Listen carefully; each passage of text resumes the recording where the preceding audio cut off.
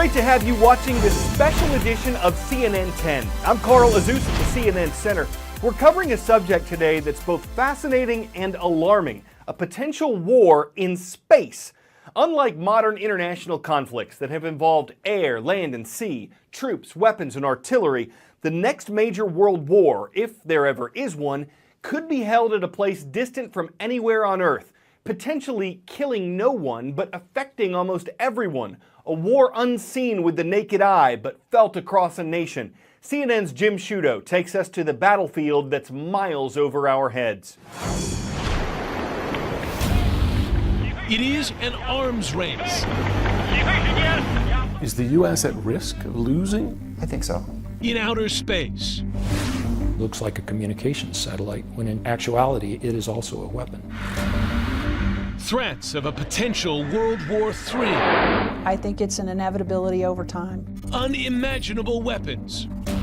So you could kidnap another satellite? Essentially. Designed to bring America to its knees. Our satellites are at risk, and our ground infrastructure is at risk. Stand by. Data building in Florida. What can the U.S. possibly do to prevent this catastrophe? This is a CubeSat. To find out, we go inside and underground. So this is the global operation. With rare access to the places and the people preparing for war in space. The next battlefield.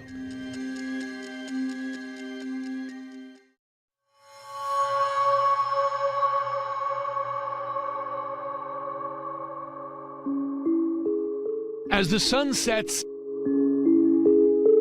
and the nation goes to sleep, the battle for supremacy in space is about to begin.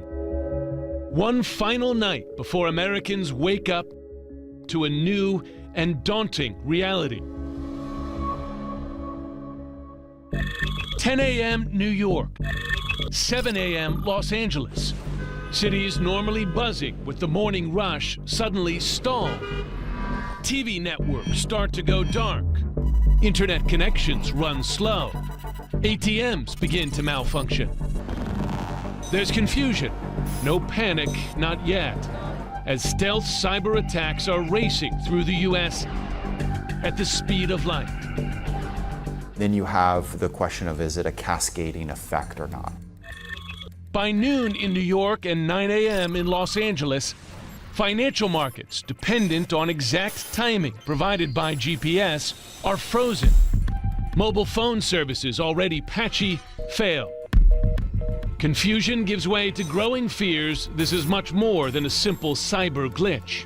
Many traffic lights and railroad signals, also timed by GPS, default to red, bringing transport to a standstill. Commercial air traffic is grounded as pilots lose navigation and weather data.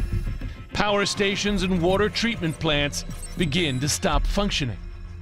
This feels like utter science fiction, and yet it's not.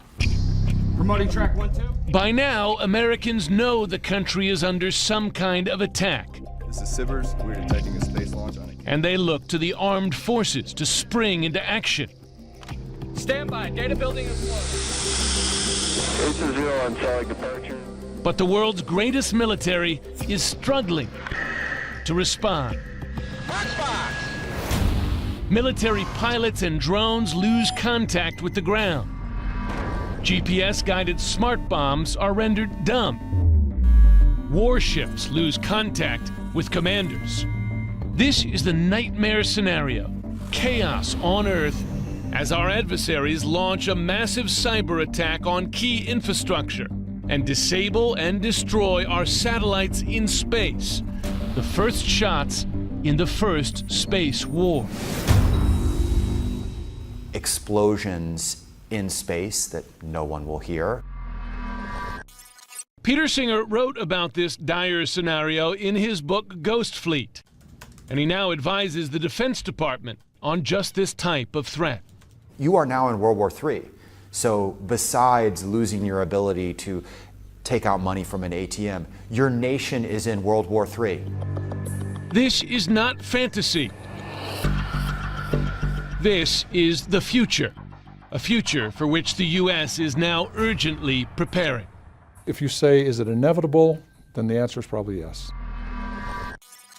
General John Hyten, until recently the head of U.S. Space Command, has now been promoted to lead Strategic Command, charged with crucial missions ranging from commanding nuclear warfare to cyber warfare to war in space. Anytime human beings have come to new territory and contested it, conflict has followed. Human beings forever have wanted to explore what's beyond the hill, the horizon. And as we go out there, there's always been conflict. Conflict in the Wild West as we moved into the West. Conflict twice in Europe with horrible world wars. So every time humans actually physically move into that, there's conflict. And in that case, we'll have to be prepared for that. This new contested territory, however, is mind-boggling. 73 trillion cubic miles.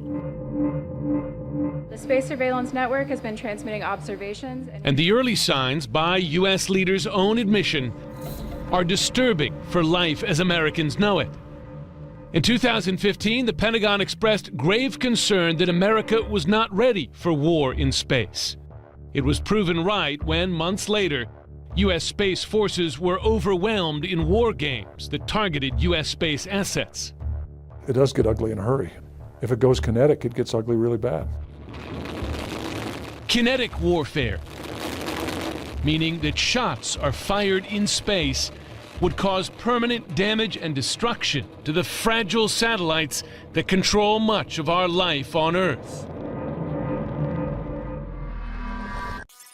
Like a space-age Paul Revere, General William Shelton, Hyten's immediate predecessor at Space Command, has been sounding the alarm. Did action, though, start quickly enough? You're talking to a guy that was looking to really precipitate action, and I would say the answer was no. Could we provide active defense of our own satellites? The answer is no.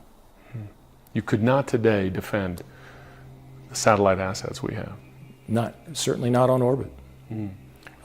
Clearly, there are things you can do on the ground, but space to space, no.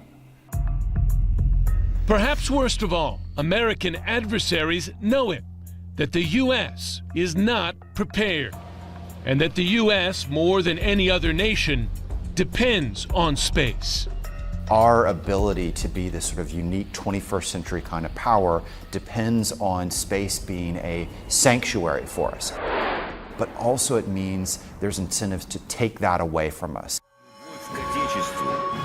Who are those adversaries? They will sound familiar from standoffs down here on Earth.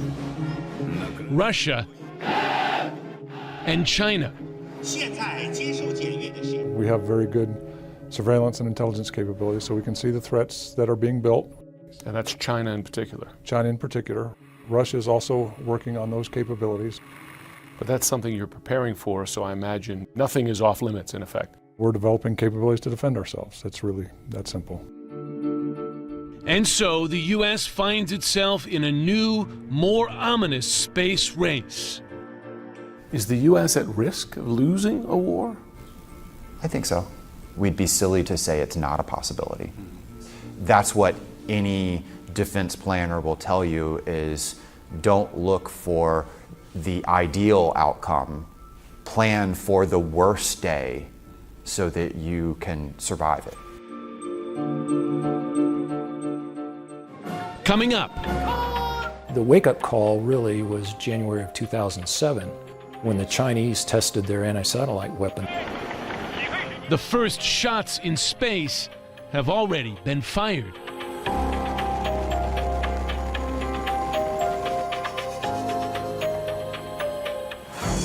Well, that's all for this special sort of Star Wars edition of CNN 10. Thanks for watching. I'm Carl Azuz.